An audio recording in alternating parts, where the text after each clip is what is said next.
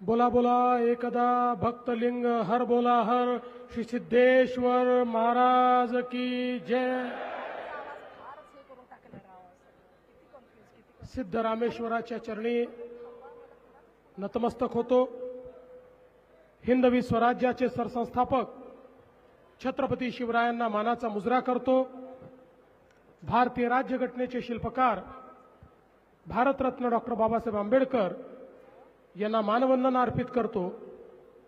आजच्या सोलापूर महानगरपालिकेच्या निवडणुकीच्या या सभेमध्ये मंचावर उपस्थित असलेले आपले पालकमंत्री जयकुमार गोरेजी, आपले माजी पालकमंत्री आणि लोकप्रिय आमदार विजयकुमार देशमुखजी, राज्याचे माजी मंत्री आणि लोकप्रिय आमदार सुभाष देशमुखजी, आपले युवा आमदार देवेंद्र कोठेजी, आमदार अक्कलकोटचे आपले युवा आमदार सचिन कल्याण शेट्टीजी, आपले जिल्ह्यातले आमदार समाधान दादा अवताडेजी, प्रशांत मालक परिचारकजी, माजी खासदार जयसिद्धेश्वर महास्वामीजी, आमचे अण्णासाहेब पाटील आर्थिक विकास मंडळाचे अध्यक्ष नरेंद्र पाटीलजी, आपल्या शहर अध्यक्षा रोहिणीताई, दिलीप मानेजी, नरसिंग मेंगजी, राम सातपुतेजी, राजाभाऊ राऊतजी, रामचंद्र जन्नूजी, शशिकांत चौहानजी, चेतनसिंह केदारजी, या ठिकाणी उपस्थित पांडुरंग डुड्डी, मोहिनीताई पत्की, सुधाकर अळीमोरे, रुद्रेश बोरामणी, मोहन डोंगरे, वृषाली चालुक्य, विजय कुलते, डॉक्टर आदर्श मेहता, विकास वाघमारे, मंचावर उपस्थित सर्व मान्यवर आणि या ठिकाणी उपस्थित मोठ्या संख्येने आलेल्या माझ्या सर्व लाडक्या बहिणी आणि तितक्याच लाडक्या भावांनो, मी इथे यायच्या आधी आपलं ग्रामदैवत सिद्धरामेश्वरांचं दर्शन घेण्याकरता गेलो होतो आणि श्री सिद्धरामेश्वरांना एकच मागणं मागितलं की पुढचे 5 वर्ष या महानगरपालिकेच्या माध्यमातून सोलापूरकरांची सेवा करण्याची संधी आम्हाला द्या, असा आशीर्वाद त्या ठिकाणून मी घेऊन आलो आहे। मला हे माहिती आहे की एकदा सोलापूरला सिद्धरामेश्वरांचा आशीर्वाद मिळाला की कोणालाही मागे वळून पाहावं लागत नाही। खरं तर आपल्याला माहिती आहे यात्रा सुरू झाली आहे। 13 तारखेला मुख्य अक्षता सोहळा आहे। 3 लाख लोक शहरात असतील, पण तरी देखील आपली नजर ही 15 तारखेवर आहे। 15 तारीख देखील आपल्याकरता खूप महत्त्वाची आहे, कारण जे सोलापूरकर आहेत, सोलापूरची जनता आणि त्याची सेवा ही देखील आपल्याकरता ईश्वर सेवाच आहे। आणि म्हणून मी आपल्या सर्वांना विनंती करतो की 15 तारखेकडे आपण सगळ्यांनी लक्ष ठेवावं आणि या ठिकाणी या सोलापूरमध्ये पुन्हा एकदा भारतीय जनता पक्षाला विजयी बनवावं। खरं तर सोलापूरचा विचार केला तर दक्षिण भारताचं प्रवेशद्वार आहे। सोलापूरचा विचार केला एक बहुसांस्कृतिक, बहुभाषिक, कष्टकरी, स्वाभिमानी, संघर्षशील अशा लोकांचं शहर म्हणून या सोलापूरची ओळख आहे। संघर्ष ही इथली जीवन पद्धती आहे।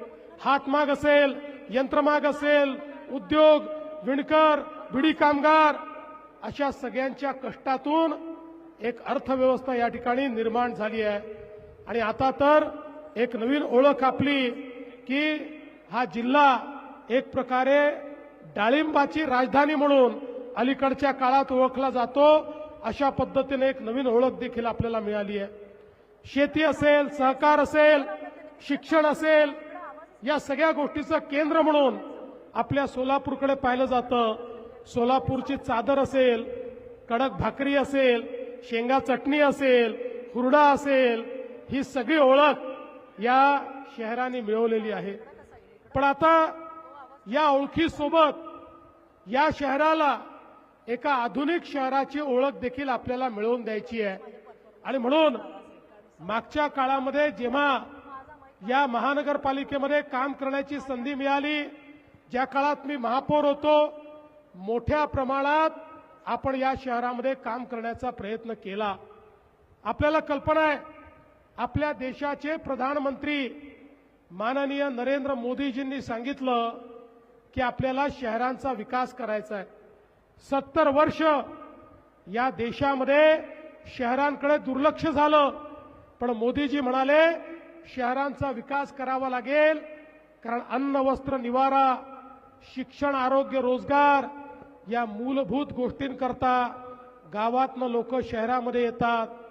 आलेल्या लोकांना त्या ठिकाणी राहायला जागा नसते, मग झोपडपट्ट्या तयार होतात, अतिक्रमण होतात, पिण्याच्या पाण्याची समस्या निर्माण होते, घनकचऱ्याची समस्या निर्माण होते, सांडपाणी नदीतनं आपल्या नाल्यातनं व्हायला लागतं, त्यातनं मच्छर होतात, डास होतात, त्यातनं रोगराई होते, दुर्गंधी होते। शहराचं जीवन हे या वाढत्या लोकसंख्येमुळे त्या ठिकाणी सातत्याने खराब होताना आपण बघितलं। पण 70 वर्ष या शहरीकरणाकडे पूर्णपणे दुर्लक्ष करण्याचं काम त्या वेळच्या सरकारने केलं। पहिल्यांदा मोदीजींनी आल्यानंतर सांगितलं आपली शहरं विकासाचं केंद्र झाली पाहिजेत। ही शहरं देशाच्या जीडीपीचा 65% जीडीपी तयार करतात।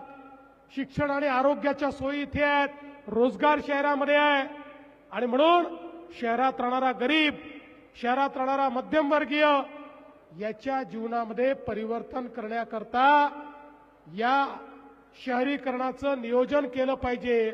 आणि म्हणून पहिल्यांदा आपल्या देशामध्ये मोदीजींनी शहराकरता देखील योजना सुरू केल्या।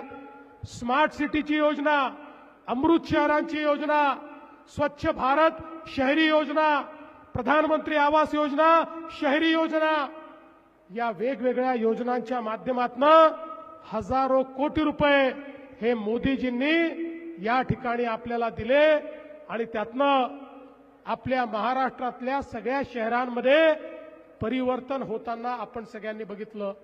पूर्वी शहरांना 100 कोटी रुपये देखील मिळत नव्हते, पण मोदीजींमुळे 500 कोटी रुपयाच्या योजना या शहरामध्ये आपण या ठिकाणी करायला लागलो।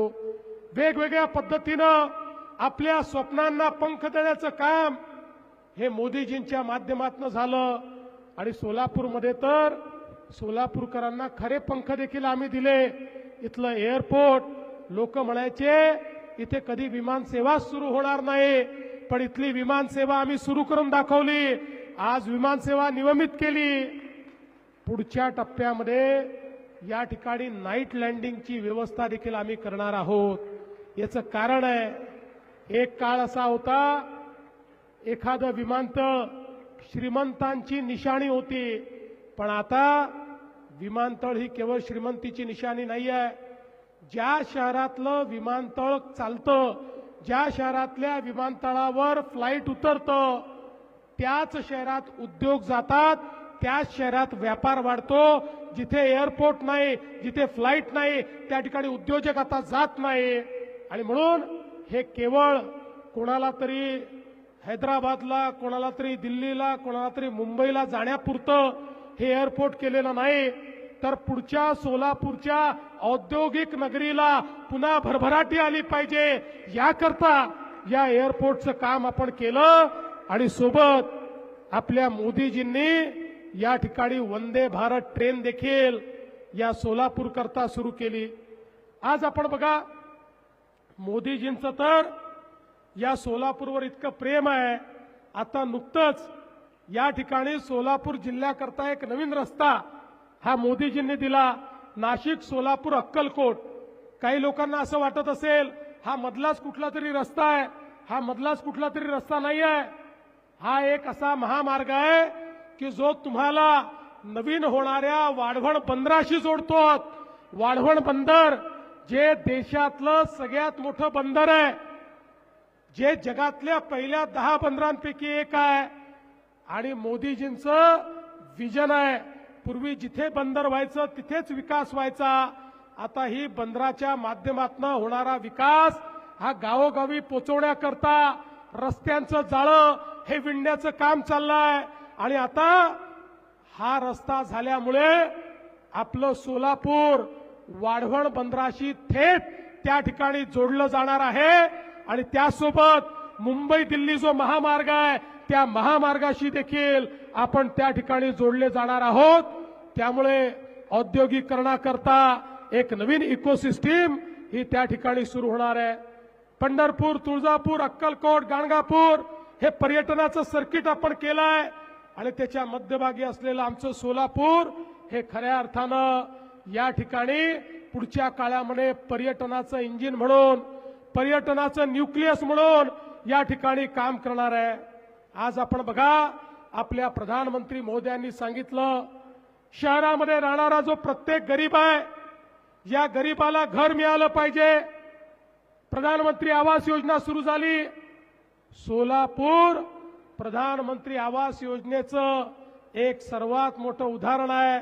मागच्या काळात मालकांनी आम्हाला बोलवलं होतं, 15,000 घरांचा प्रकल्प आम्ही त्या ठिकाणी उद्घाटित केला। त्याच्या आधी 30,000 घरांचा प्रकल्प उद्घाटित केला। गरीबातल्या गरीब माणसाला घर देण्याचं काम आपण करतोय आणि त्यासोबत झोपडपट्टीमध्ये राहणारा जो व्यक्ती आहे त्यालाही आता घर आपण देतो आहोत। पण हे देत असताना एक अडचण समोर आली, त्यांच्याजवळ त्यांच्या जमिनीचा मालकी हक्काचा पट्टा नाही। 2च महिन्यापूर्वी आपण राज्याच्या मंत्रिमंडळात निर्णय केला, आता घराकरता, झोपडीकरता ज्यांनी अतिक्रमण केलं असेल अशा प्रत्येकाला त्याच्या जमिनीच्या मालकी हक्काचा पट्टा आणि पीआर कार्ड आपण देणार आहोत आणि त्यात ज्याचं कच्चं घर असेल त्याला प्रधानमंत्री आवास योजनेत पक्क्या घराकरता पैसे देखील आपण देणार आहोत। एक प्रकारे मोठ्या प्रमाणात या ठिकाणी काम चाललेलं आहे। रेल्वे मार्गाचं विस्तारीकरण चाललंय। या ठिकाणी अक्कलकोट रोड आणि होडगी रोडवरच्या ज्या औद्योगिक वसाहती आहेत तिथेही आपण व्यवस्थांचा विस्तार करतो। सोलापूर स्मार्ट सिटीच्या माध्यमातून 883 कोटी रुपयाचे प्रस्ताव आपण केले आहेत। यामध्ये एनटीपीसीचं योगदान असेल 250 कोटीचं, नगरोत्थानचे 383 कोटी रुपये असतील। या सगळ्या माध्यमातून अनेक कामं या ठिकाणी आपण केली। पण मला आठवतं, मी सोलापूरकरांना सांगितलं होतं, बंद पाईपलाईननी तुमचं पाणी आणू, त्यावेळेस मान्यता दिली, काम सुरू केलं। मध्यंतरीच्या काळामध्ये उद्धवजींचं सरकार आलं, नेहमीप्रमाणे त्यांनी त्या ठिकाणी स्थगिती दिली, कामाचा सत्यानाश केला। पुन्हा तुमच्या आशीर्वादाने सरकार आलं, अत्यंत वेगानं आपण त्या पाईपलाईनचं काम पूर्ण केलं आणि आता दुसऱ्या टप्प्यामध्ये आम्ही पाईपलाईनचं काम करून थांबलो नाही। 850 कोटी रुपये पुन्हा सोलापूरला मी दिले, त्याचंही टेंडर काढलं।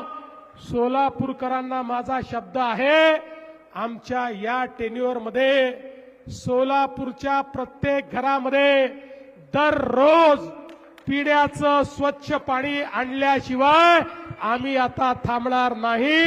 एकही घर सोलापूरचं सुटणार नाही। प्रत्येक घरामध्ये पिण्याचं पाणी आम्ही त्या ठिकाणी आणू। आणि आता ही योजना केवळ आताच्या लोकसंख्येचा विचार करून घेतलेली नाही।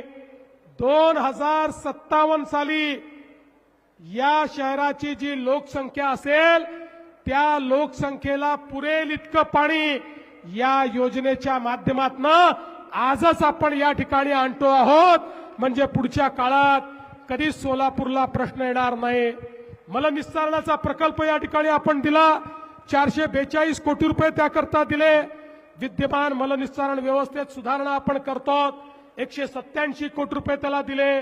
शिवछत्रपती महाराजांचा चौक, रूपा Bhavani Chowk, Indiranagar, Shandar Chowk, Molali Chowk, camp, Sangameshwar college, railway station, Mahatma Gandhi प्राणी संग्रहालय, लिमयवाडी, रामवाडी, विजापूर रोड, आसरा या सगळ्या भागामध्ये मोठ्या प्रमाणात हा विस्तार आपण सुरू केलेला आहे। आणि सोबतच स्ट्रॉम वॉटर ड्रेन करता 99 कोटी रुपये आपण दिले। सोलापूर शहरामध्ये अंतर्गत रस्ते करण्याकरता 227 कोटी रुपये आपण दिले। आणि त्यासोबत माननीय प्रधानमंत्र्यांनी आपल्या सोलापूरला 100 ई बसेस देखील दिलेल्या आहेत आणि त्याच्या चार्जिंग स्टेशनचं काम एका महिन्यामध्ये आपण या ठिकाणी पूर्ण करतो। आता या ठिकाणी इंदिरा गांधी स्टेडियमचं आधुनिकीकरण झालंय। मोठ्या प्रमाणात जुन्या चाळी ज्या आहेत या चाळींच्या पुनर्विकासाच्या संदर्भात आपल्याला कल्पना आहे, उद्धवजींच्या काळात काही चुकीचे निर्णय झाले, ते निर्णय देखील आम्ही या ठिकाणी बदलणार आहोत आणि त्यांच्याही विकासाला मोठ्या प्रमाणात चालना देण्याचं काम आम्ही करणार आहोत। आणि सगळ्यात महत्त्वाचं, आमच्या तरुणाईची इच्छा होती या सोलापूरमध्ये आयटीचा पार्क झाला पाहिजे।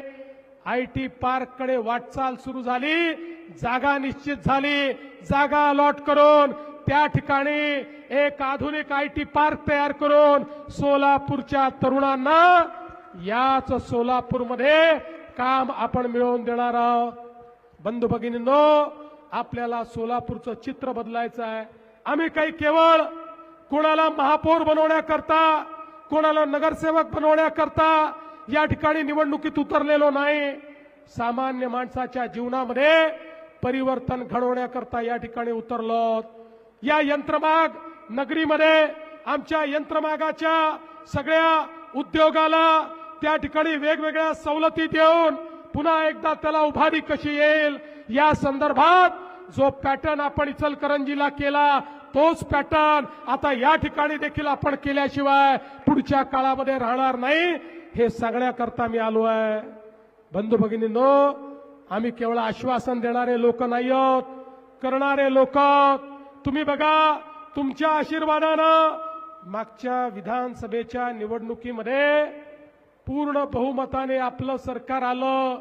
एकट्या भाजपला अभूतपूर्व अशा 137 जागा मिळाल्या। लगेच काही लोक म्हणायला लागले, आता भाजपवाल्यांना इतक्या जागा मिळाल्या, आता यांना कोणाची आवश्यकता नाही, त्यामुळे पहिलं काम हे करतील, लाडकी बहीण योजना बंद करतील। लाडक्या बहिणींनो, 1 वर्षापेक्षा जास्त कालावधी झाला, लाडकी बहीण योजना बंद झालेली नाही। आणि तुम्हाला मी सांगतो, जोपर्यंत तुमचा देवाभाऊ मुख्यमंत्री आहे तोपर्यंत लाडकी बहीण योजना ही कधीच बंद होणार नाही। पण या ठिकाणी पालकमंत्री महोदय, देशमुख मालक, आमदार साहेब, सगळ्यांना तुम्हाला माझी विनंती आहे, आता यापुढे माझ्या लाडक्या बहिणींना केवळ लाडकी बहीण ठेवू नका। या लाडक्या बहिणीच्या भरोशावर पुन्हा एकदा तुम्हाला विजय मिळणार आहे आणि विजय मिळाल्यानंतर माझ्या लाडक्या बहिणींना लखपती दीदी करा, लखपती दीदी। आपल्या मोदीजींनी लाडक्या बहिणींकरता लखपती दीदीचा कार्यक्रम दिलेला आहे।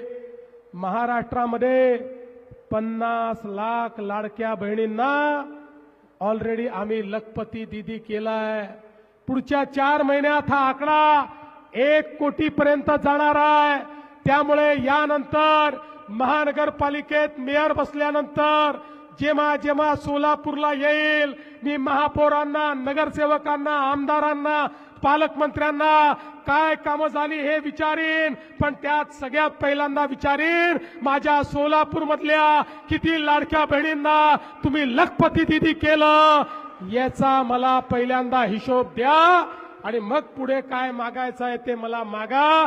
कारण या माझ्या लाडक्या बहिणी पुढच्या काळामध्ये अर्थव्यवस्थेला चालना देणार आहेत। आणि म्हणून मी आज एवढंच सांगण्याकरता आलो आहे, आपला आशीर्वाद हवाय। सोलापूरकरांचं भाजपवर प्रचंड प्रेम आहे। सोलापूरकर व्यक्ती पाहत नाहीत, सोलापूरकर कमळ पाहतात। कमळावर 6 ठिकाणी बटन दाबतात।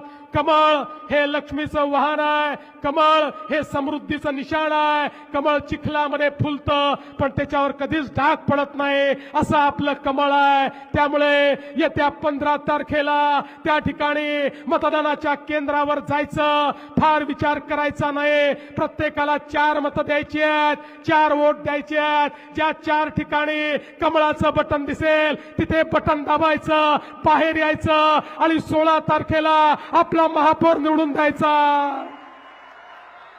बंधू भगिनींनो, 15 तारखेला कमळाची काळजी तुम्ही घ्या. 16 तारखेपासून 5 वर्ष तुमची काळजी हा देवा भाऊ घेईल, हा विश्वास तुम्हाला देतो आणि माझं बोलणं संपवतो. धन्यवाद. जय हिंद, जय महाराष्ट्र.